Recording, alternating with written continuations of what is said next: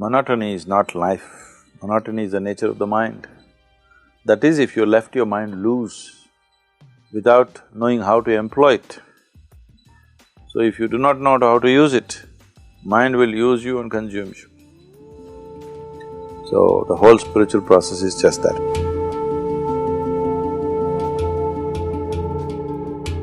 Every moment of your life, if you just look up, you're seeing a new piece of the sky because the earth is rotating.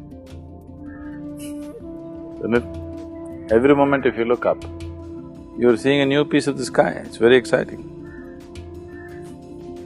The earth is spinning all the time. Not one moment same old thing anywhere, everything is changing.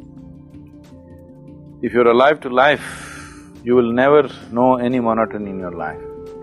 If you're not alive to life, but you just live in your mind, then everything will be monotonous because mind is repetitive in nature. People who are just bored and dejected and suffering the monotony of life, people come to just a week-long or weekend program and suddenly everything looks fresh for them because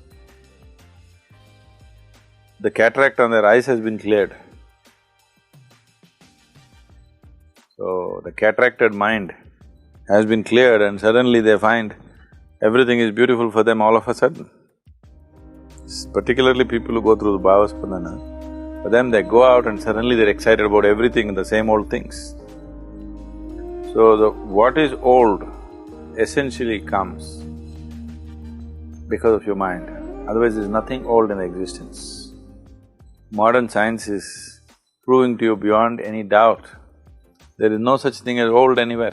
Everything is reverberating and creating itself all the time. And a rock is pulsating with new life every moment. But the old exists only in the mind, because mind functions out of past memory. Once your mind is repetitive, you will neither know peace,